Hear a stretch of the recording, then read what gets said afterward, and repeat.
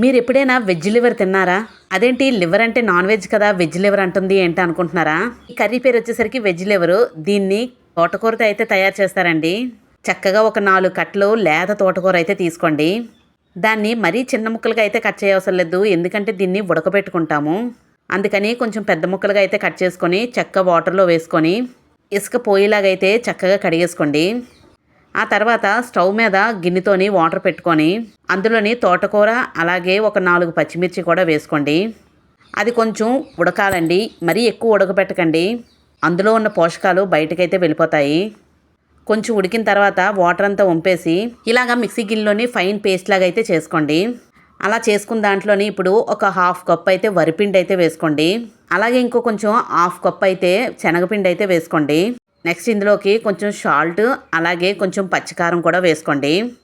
ఆ తర్వాత ఇందులోకి ఒక 2 స్పూన్స్ అల్లం వెల్లుల్లి పేస్ట్ అయితే వేసుకోండి. అలాగే మంచి మసాలా ఫ్లేవర్ కోసం చికెన్ మసాలా అయితే యూస్ చేస్తున్నాను ఇందులోకి. మీ దగ్గర చికెన్ మసాలా లేకపోతే నార్మల్ మసాలా అయినా వేసుకోండి. అంతటినీ చక్కగా కలిపేసుకోండి. ఇది ఇడ్లీ బ్యాటర్ లాగా అయితే ఉండాలండి, మరీ పల్చగా ఉండకూడదు అలాగని మరీ తిక్కగా ఉండకూడదు. కొంచెం వాటర్ వేసి పలచబెట్టుకోవాలి. మంచి క్రీమీ టెక్స్చర్ వచ్చినంత వరకు చక్కగా కలుపుకోండి. చూసారు కదా ఎంత ఫైన్ పేస్ట్ లాగా అయితే కనిపిస్తుందో. ఇప్పుడు దీని అంతటిని కుడుం పెట్టే ప్లేట్లో అయితే చక్కగా ఆయిల్ రాసేసి అందులో అయితే వేసేసుకోండి. ఒక ఆవిరి కుడుంలాగా అయితే ఉడికించాలండి దీన్ని. అంతటిని చక్కగా స్ప్రెడ్ చేసుకొని చక్కగా పెట్టేసుకోండి. లేదు మీ దగ్గర ఇడ్లీ ప్లేట్లు ఉన్నా అందులో పెట్టుకోవచ్చు, లేదు అంటే ఒక చిన్న బౌల్లో కూడా కింద వాటర్ వేసి అందు మీద పెడితే ఆవిరికి ఉడికిపోతుంది కదా, అలా కూడా ట్రై చేయొచ్చు.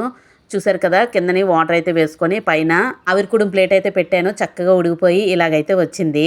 చల్లారిన తర్వాత చక్కగా పీసెస్ లాగా అయితే కట్ చేసేసుకోవడమే. చూసారు కదా అస్సలు అంటుకోవట్లేదు, చక్కగా ఉడికిపోయింది.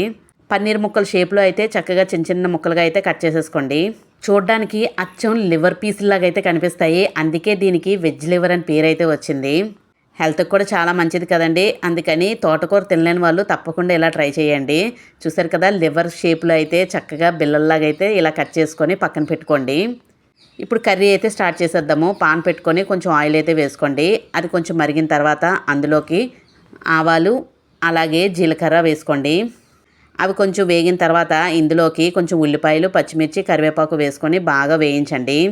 గోల్డెన్ కలర్ వచ్చినంత వరకు చక్కగా వేయించుకున్న తర్వాత ఇప్పుడు ఇందులోకి టమాటా పేస్ట్ అయితే వేసుకోండి. అది కూడా పచ్చివాసన పోయినంత వరకు చక్కగా వేయించుకోండి.